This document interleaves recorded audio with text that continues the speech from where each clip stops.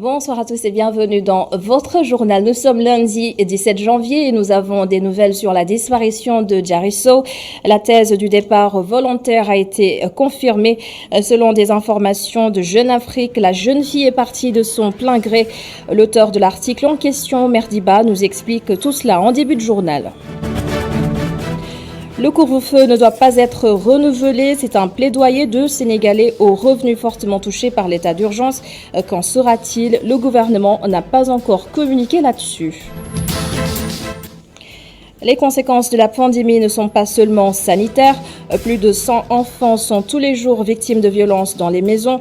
Ce sont les résultats d'une étude réalisée par le consortium Joining Force Agir Ensemble. Les détails à suivre.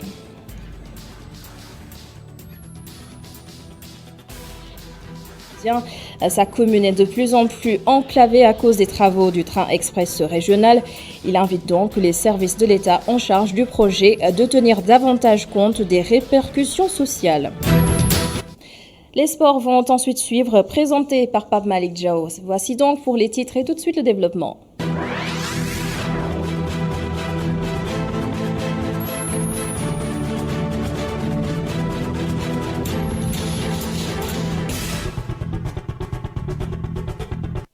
Diary Sow est partie de son plein gré. Elle n'a subi aucune agression et n'a pas été enlevée non plus. Ce sont les dernières informations recueillies par nos confrères de Jeune Afrique.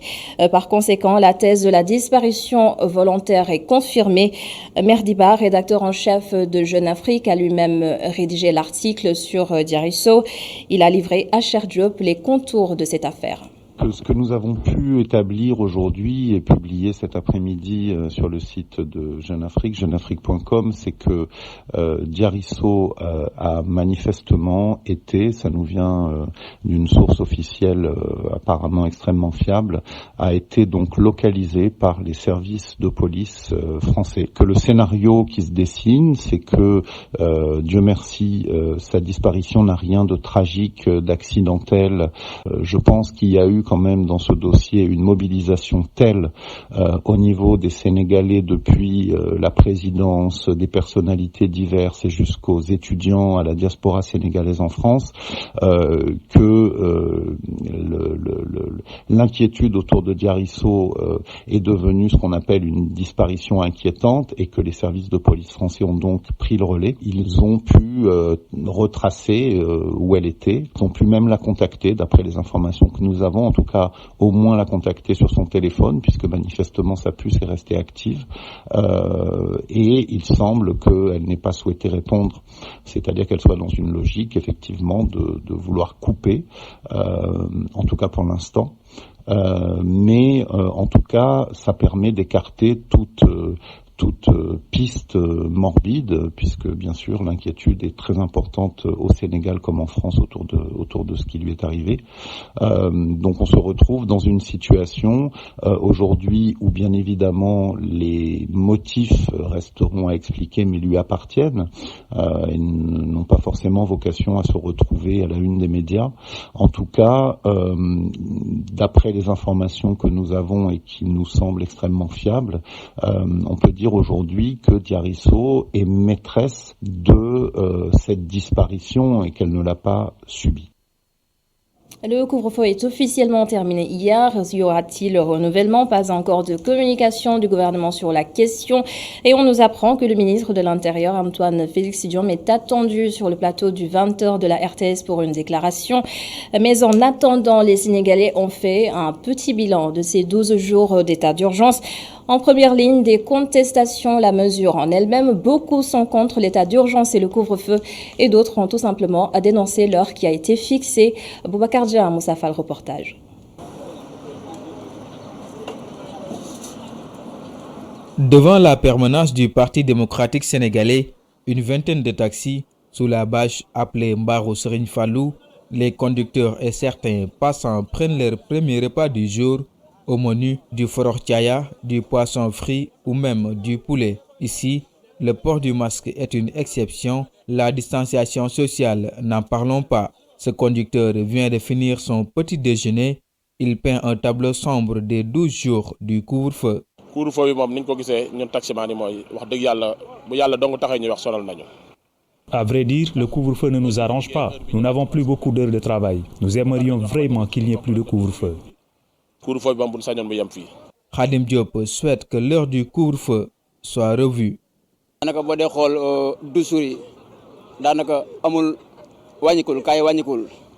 Les 12 jours de couvre-feu n'ont pas réussi à faire baisser les cas. Nous les taximens, nous voulons que l'heure passe de 21h à 23h. Comme ça, nos amis qui travaillent le soir auront quelque chose. 21h, c'est très tôt. Mais 21h, et la permanence du Parti démocratique sénégalais, Amitié 2, pour ce mécanicien, le couvre-feu n'avait pas sa raison d'être.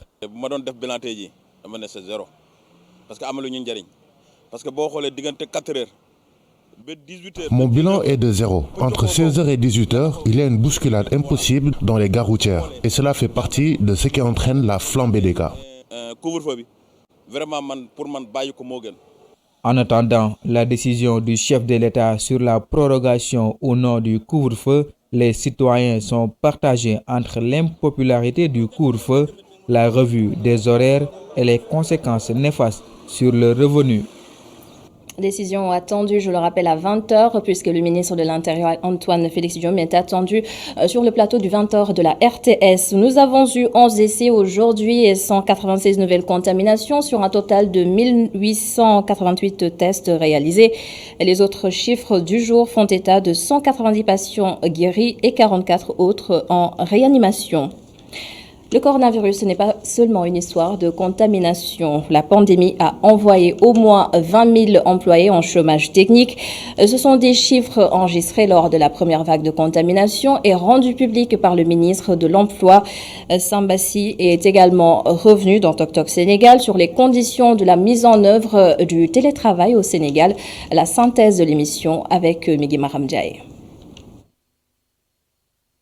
La courbe de létalité s'accroît de plus en plus au Sénégal avec 526 morts selon le dernier bilan. Mais ces pertes en vies humaines ne sont pas les seules conséquences du coronavirus. Le monde du travail est aussi durement impacté selon le ministre du Travail, du Dialogue social et des relations avec les institutions. Pour, par exemple, le chômage technique tel qu'il a été vécu à l'occasion, évidemment, de la loi d'habilitation, c'est par au moins près de 20 000 travailleurs qui ont été touchés, mais qui ont vu les employés respecter l'ordonnance qui avait été prise. La question maintenant qu'on se pose, c'est la question de l'incidence de la pandémie dans sa durée sur le monde du travail de manière globale. Je voudrais, pour répondre à cette question, indiquer qu'en dehors de ceux-là qui sont dans le champ du formel et qui, jusqu'à présent, globalement, conservent tout de même leurs emplois, il y a l'écrasante majorité de ceux-là qui sont dans le champ dit informel. Et à ce niveau-là, évidemment, il y a, ça et là, des choses qui se passent et qui sont, en fait, assez dures à vivre. Plus le temps passe, plus le contexte devient de plus en plus difficile, regrette Sambassi. Et durant cette crise, le télétravail est souvent recommandé. Une légifération s'impose, selon lui. Le propre de toute crise, y compris celle douloureuse à vivre, c'est que la crise instruit. Elle convie également à s'ajuster. Et nous sommes obligés, effectivement, comme vous le dites, de réfléchir dans la direction du télétravail pour essayer de légiférer là-dessus. Nous sommes en pleine concertation avec les employés, avec les travailleurs, pour la rénovation, non seulement d'ailleurs de notre législation du travail, mais également du chapitre de protection sociale. Nous sommes en train de travailler non seulement sur le télétravail, mais également sur le chômage technique. Il faut que nous soyons, disons, plus clairs là-dessus. Donc les concertations se poursuivent. Sur la modification de la loi, Sambassi invite les pourfendeurs de ce texte à plus de cohérence. Beaucoup de compatriotes qui sont des contenteurs invétérés de l'Assemblée nationale reprochent à celle-ci de faire passer tout ce qui est demandé par l'exécutif. Et les mêmes se plaignent cette fois-ci qu'un certain nombre d'économies de temps aient été consenties simplement pour la non-consultation par rapport à des catastrophes naturelles ou des catastrophes d'ordre sanitaire de l'Assemblée nationale. Il faut qu'on soit plus cohérent. Si l'Assemblée fait passer tout ce qu'on lui demande, point n'est besoin alors de se plaindre du fait que, en des circonstances exceptionnelles, elle ne soit pas consultée. Et de toute façon, tel n'est pas le cas. L'Assemblée est importante, elle continue à jouer son rôle. Il a fallu simplement, évidemment, instruit par la crise, trouver une formule pour faire face à des obstacles dont nous voyons bien qu'ils sont de plus en plus et malheureusement présents dans notre aventure humaine. pour l'appropriation du vaccin par les populations, le leader du PIT fait confiance aux autorités sanitaires, mais le ministre du Travail se dit prêt à prendre la piqûre. Et c'est aussi l'occasion de s'intéresser aux conditions des enfants dans les maisons en cette période de crise sanitaire. Plus de 100 enfants sont victimes de violences tous les jours. C'est ce qui ressort de l'étude faite par le consortium Joining Force, Agir Ensemble.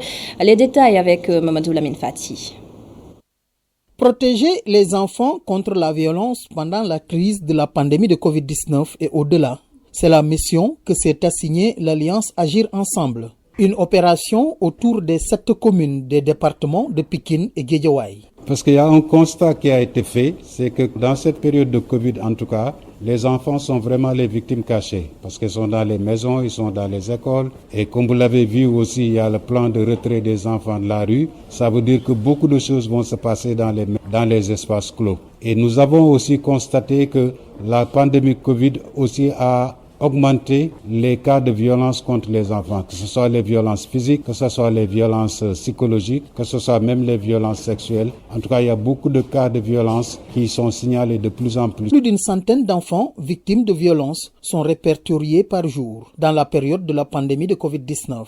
C'est du moins ce qu'indique l'Alliance Agir Ensemble. Je sais qu'aujourd'hui, en tout cas, ce qui a été mis à notre disposition dans les centres d'accueil et d'écoute, on parle de centaines d'enfants qui chaque jour sont signalés comme étant victimes de violences, d'abus, que ce soit des violences sexuelles ou des violences physiques. C'est pourquoi l'Alliance souhaite apporter des réponses à la condition des enfants pendant la période de crise sanitaire. La réponse que nous comptons apporter, c'est d'abord la prise en charge à travers, si c'est des questions qui nécessitent de référencement au niveau sanitaire et médical, nous assurons ce type d'action. Nous apportons aussi de l'appui psychosocial. Quand il s'agit aussi de sensibilisation pour que les communautés, les familles, les enfants eux-mêmes connaissent les risques. Pour une synergie d'action des acteurs de la protection de l'enfant, un atelier est organisé pour dégager les perspectives d'intégration du projet dans la dynamique locale pour un meilleur ancrage institutionnel et communautaire.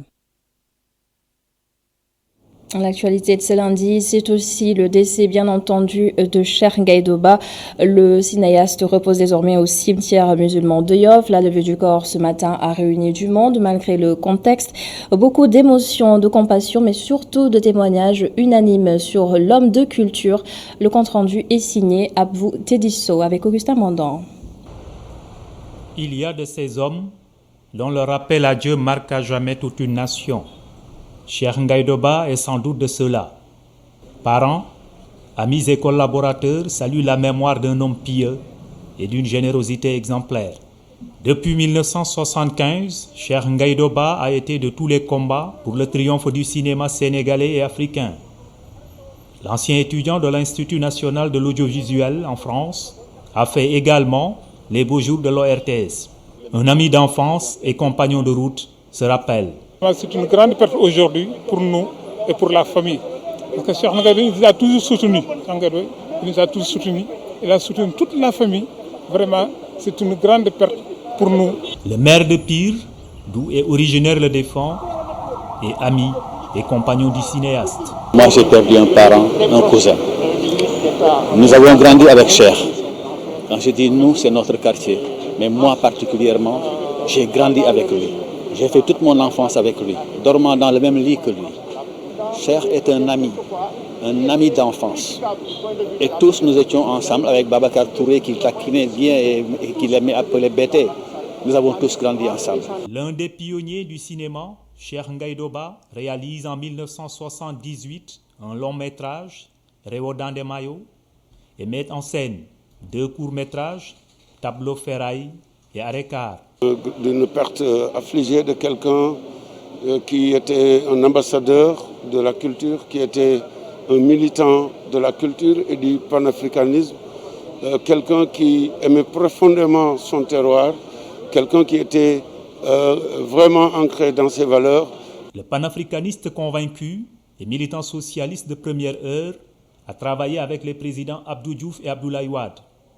Ami et proche collaborateur du président Macky Sall, Cheikh Ngaïdoba est également membre du Conseil économique, social et environnemental.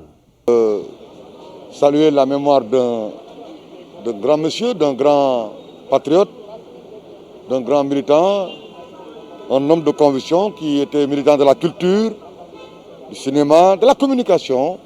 C'est le monde de la communication en général qui a perdu. Cheikh Ngaïdoba s'en est allé, laissant derrière lui un riche héritage culturel au Sénégal. Que la terre de Yoff, où il se repose désormais, lui soit... Guinaw Rails Nord est sans doute la commune la plus impactée par les travaux du train express régional. Le quartier est devenu encore plus enclavé puisqu'au-delà de ces chantiers de TER, il y a toujours l'autoroute à péage et le mur du camp Thiaroye. Cette fois, c'est le maire Pape Niambédian qui alerte et défend les intérêts de sa population. On l'écoute.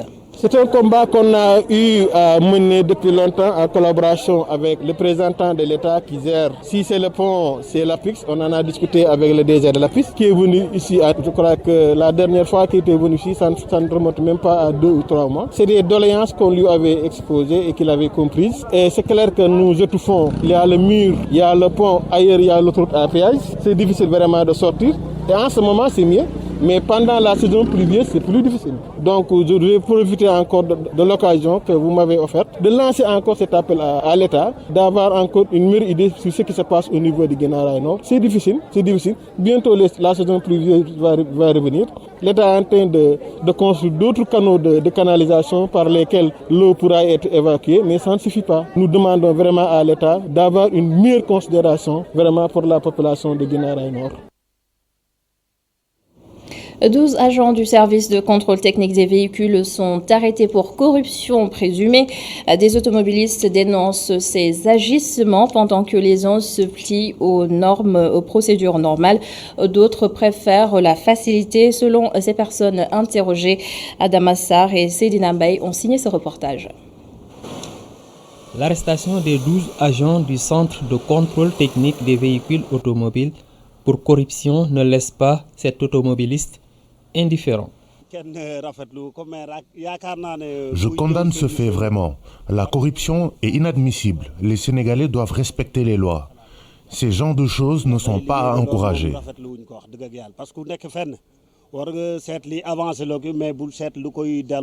Ce conducteur de taxi tente d'expliquer la raison qui pousse certains à accepter de donner de l'argent pour contourner les longues files d'attente. Certes, la corruption est interdite, mais une voiture qui doit rester pendant 20 ou 30 jours pour pouvoir passer sa visite technique, s'il voit quelqu'un qui peut lui faciliter la tâche, il le fait.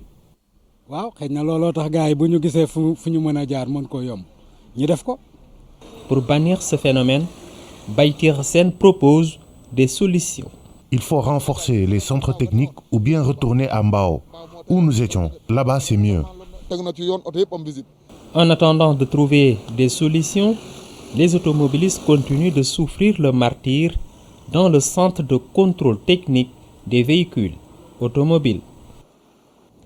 Merci Adama Sarr et le reste de l'actualité consacrée à l'aide publique au développement.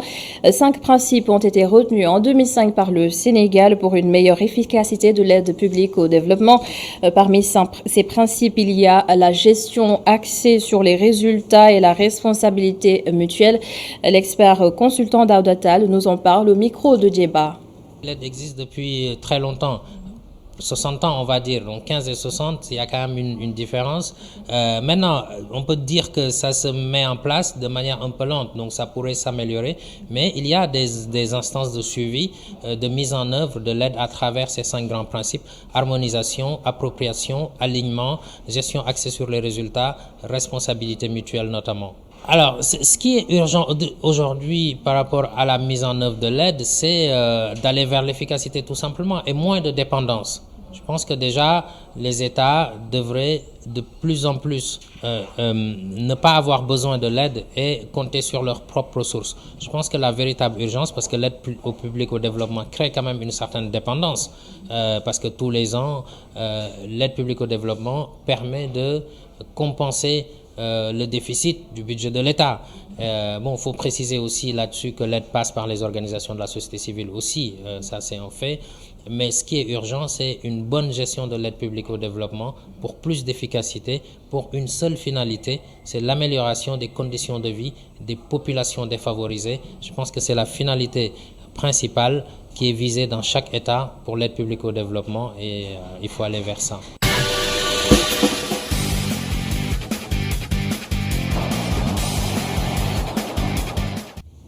La page des sports de ce lundi présentée par Pape Malick Diop. Bonsoir Pape Malick. Bonsoir Adama. Et bienvenue, on démarre avec de la lutte, la reprise pas encore au rendez-vous. Tout à fait, Matar Ba, on le rappelle, a été intransigeant devant les acteurs de la lutte il y a maintenant quelques semaines, eux qui réclamaient tout simplement la reprise des combats. Finalement, le ministre des Sports avait annoncé la reprise donc des combats, mais à huis clos. Mais depuis cette annonce, eh bien, les amateurs restent sans nouvelles.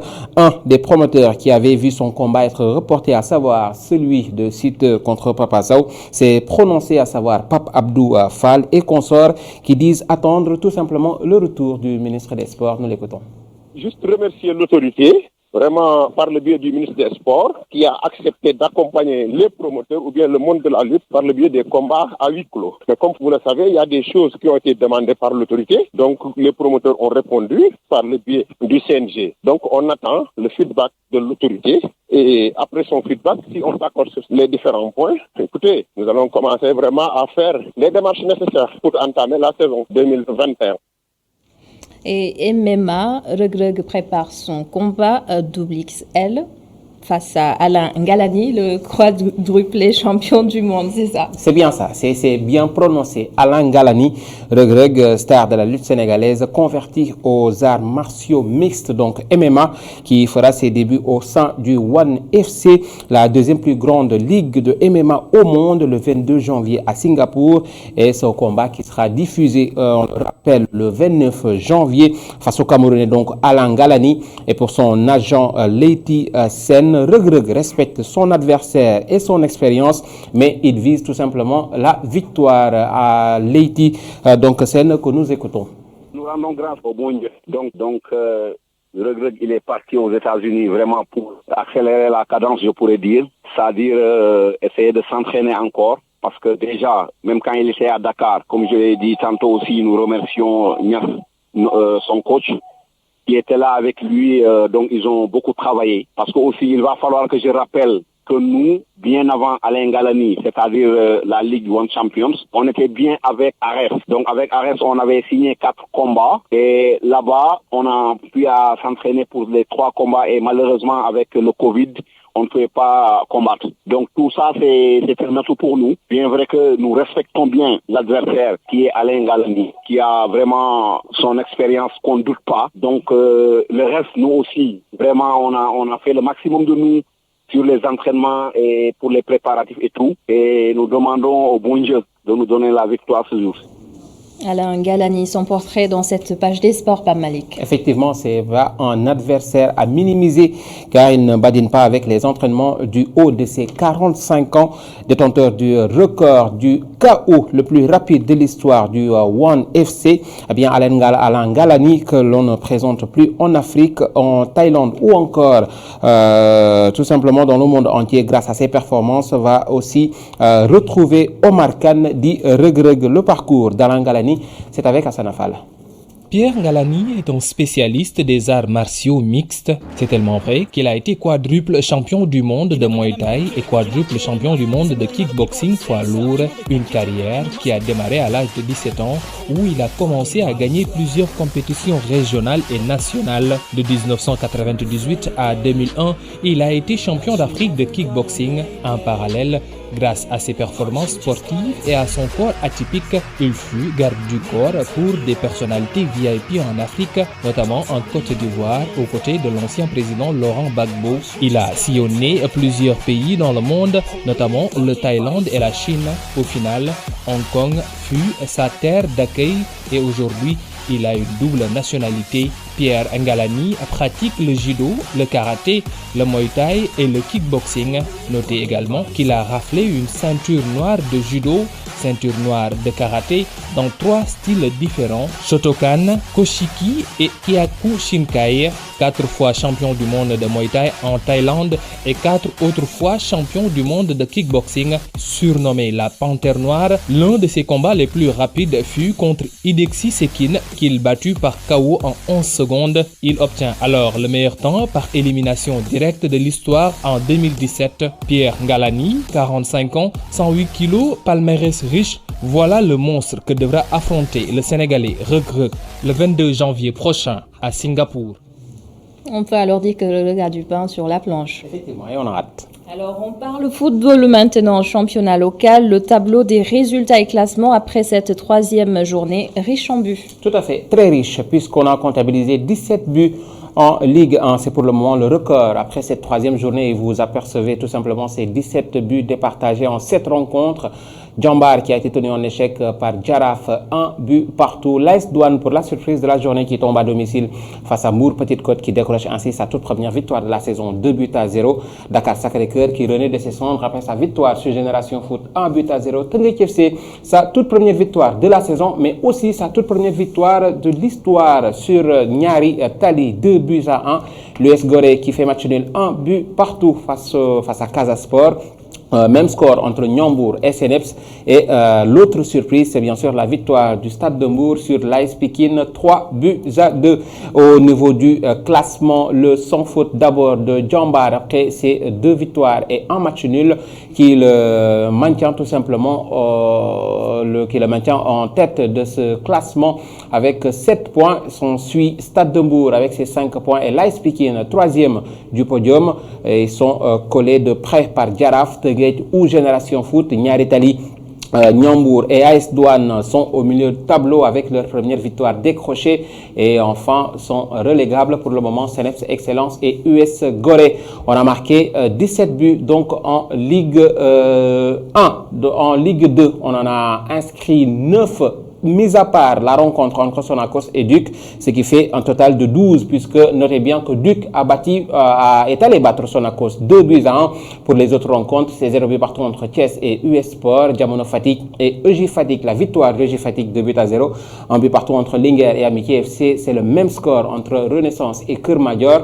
Demba Diop qui tombe à domicile face à US Ouakam et Guédiawaye FC, le sans faute qui bat tout simplement Africa Promo Foot 2-0. Et donc au niveau du classement, pratiquement pas de changement. C'est Keur Madior qui reste en tête avec ses 7 points à égalité avec Linguère et Amitié FC. Guédiawaye les colle de très près avec ses 6 points.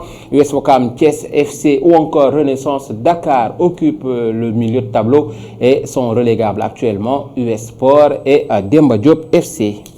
Football toujours, mais en Europe, pour les performances des Lions du Sénégal ce week-end. Effectivement, en France, d'abord, les Lions n'ont pas beaucoup brillé ce week-end. En Angleterre, Sadio Mané non plus n'a pas aidé Liverpool lors de la rencontre face à Manchester United. Et pourtant, l'international sénégalais a joué 90 minutes de jeu. Par contre, en Championship, Famara Diédhiou continue de briller avec Bristol. En Italie, Kalidou Koulibaly revient en force avec Napoli. Au même moment, Alassane Ndao s'impose en Turquie, mais Mbaye Diagne de son côté voie rouge. Le tout, c'est avec Cheikh Diop. Le Tour d'Europe des Lions nous mène d'abord en France, où l'Olympique de Marseille s'est incliné 2-1 à domicile. C'était face à Nîmes de Moussa Koné qui était titulaire. Bordeaux avec Youssouf Sabaly est allé s'imposer largement à Nice 3-0. En Ligue 2, Sochaux de Mardaf avec Ousseynou Thioune, Joseph Romaric Lopi et Pape Abdou Paye titulaire a perdu devant 2-1. En Angleterre, pas de vainqueur entre Liverpool de Sadio Mané et Manchester United. Le choc au sommet de cette 19e journée s'est terminé sur un score nul et vierge, mais Sadio Mané a disputé l'intégralité de la rencontre le samedi. Edouard Mendy a réalisé un clean sheet. C'était lors de la victoire de Chelsea à Craven Cottage face à Fulham 1-0 en Championship. Ismaïla Sarr et Watford ont battu Huddersfield Town 2-0, mais sans Mohamedou Nabi Sarr. Et Ismaïla Sarr a disputé son 50e match avec les Hornets. Famara Diédhiou revient en force. Il est l'auteur du premier but de Bristol City qui a battu Preston 2-1. En Italie, Kalidou Koulibaly a effectué son retour dans le 11 napolitain et c'est de fort belle manière, puisque les Napolitains ont corrigé la Fiorentina 6-0. Keita Diaobale lui est entré en jeu lors du succès de la Sampdoria face à l'Udinese 2-1 en Turquie. Alassane Ndao s'impose définitivement comme un chef ce week-end en compagnie de son compatriote Papa Ali Ndiaye au milieu de terrain. Fatih Karagümrük est allé s'imposer 3-1 devant Gelchen Birligi et Alassane Ndao a inscrit le deuxième but à la 36e minute.